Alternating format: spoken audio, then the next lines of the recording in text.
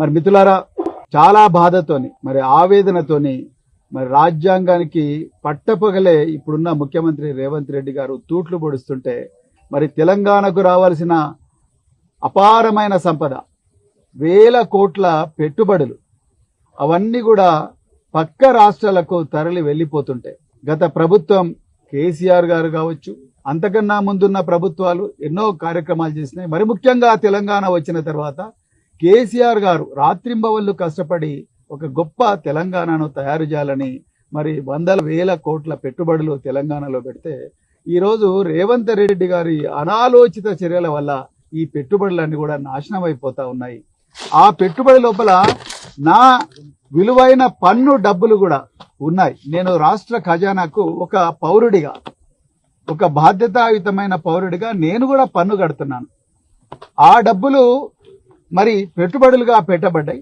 ఆ పెట్టుబడులు ఇవాళ రేవంత్ రెడ్డి గారి అనాలోచిత చర్య వల్ల నిర్వీర్యం అయిపోయినాయి, వేస్ట్ గా మారిపోయినాయి అనే బాధతోని రేవంత్ రెడ్డి గారి మీద క్రిమినల్ బ్రీచ్ ఆఫ్ ట్రస్ట్ భారత న్యాయ సంహిత 316 ప్రకారం ఆ సెక్షన్ కింద వారి మీద criminal breach of trust case పెట్టాల్సిందిగా ఈరోజు నార్సింగి పోలీస్ స్టేషన్ లో నేను కంప్లైంట్ ఇవ్వడం జరిగింది.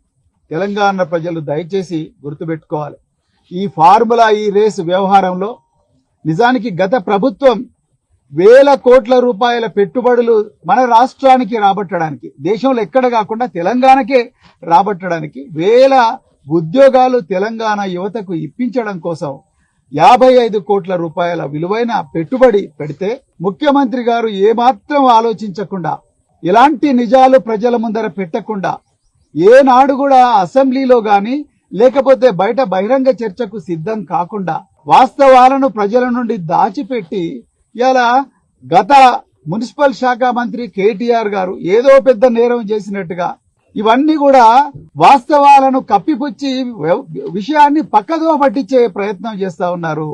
దానివల్ల తెలంగాణకు తీవ్రమైన నష్టం జరుగుతా ఉన్నది.